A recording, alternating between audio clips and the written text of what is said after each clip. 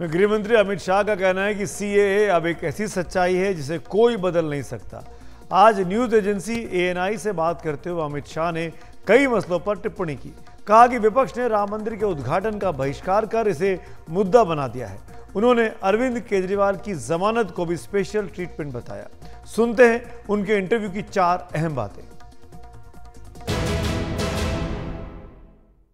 देखिए, पीओ को पाक ऑक्यूपाई कश्मीर का जहां तक सवाल है, ये केवल भारतीय जनता पार्टी नहीं, देश की संसद का कमिटमेंट है कि पाक ऑक्यूपाई कश्मीर भारत का हिस्सा है और इस पर हमारा अधिकार है। इसको कोई झुठला नहीं सकता। ये आज जो फारूक अब्दुल्ला जी और कांग्रेस के नेता कह रहे हैं कि पाकिस्तान के पास एटम बम है, तो उनको सम्मान करिए, पाक ऑक्यूपाई कश्मीर का डिमांड न करिए।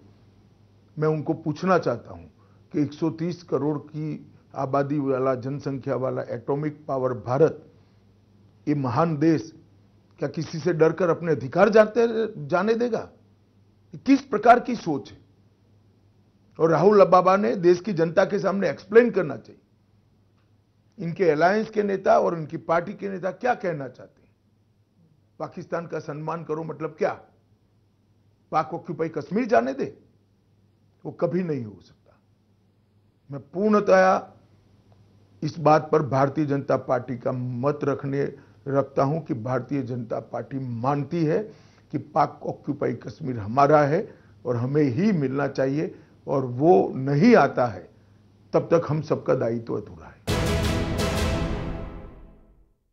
आज ही मैं आपको एडवांस में समाचार दे रहा हूं, दिल्ली में प्रथम 300 लोगों को नागरिकता मिलने जा रही है। ये देश का कानून है स्मिता जी, और इसको इस तरह से झुठलाया नहीं जा सकता। जो हिंदू, सिख, बौद्ध, जैन, क्रिश्चियन भारत, पाकिस्तान, बांग्लादेश और अफगानिस्तान से आए, वो सारे लोग 2014 के पहले जो शरणार्थी बनकर आए, उनका अधिकार है, डॉक्यूमेंट हो न हो उनको नागरिकता मिलेगी। देखिए, तो मैं तो मानता हूं कि सुप्रीम कोर्ट का स्पष्ट रूप से कंटेम्प्ट है। इनका कहने का मतलब है जो विजयी होता है, सुप्रीम कोर्ट उनको दोषी होने के बावजूद भी जेल नहीं भेजती। अब जिन जज साहबों ने उनको जमानत दी है, उनको ये सोचना है कि उनके जजमेंट का क्या उपयोग या दुरुपयोग हो रहा है। आप उस जजमेंट के बारे में क्या कहेंगे? देखिए, सुप्रीम कोर्ट को अधिकार है न्याय की व्याख्या करने का, पर पहली बार हो रहा है कि मगर मैं मानता हूं ये रूटीन और नॉर्मल प्रकार का जुडिशियल जजमेंट नहीं है। काफी लोग देश में मानते हैं कि स्पेशल ट्रीटमेंट दिया गया है।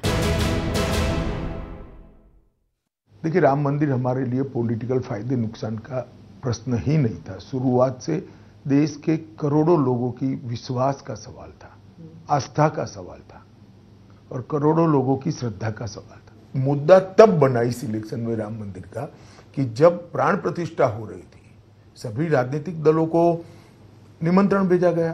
पूरे इंडिया अलायंस ने, एक घमंडिया गठबंधन ने प्राण प्रतिष्ठा का कार्यक्रम का बहिष्कार किया। और मेरा स्पष्ट आरोप है, जिसका जवाब उन लोग देते नहीं, कि उन्होंने अपनी माइनॉरिटी वोट बैंक के डर से वहां जाना मुनासिब नहीं समझा।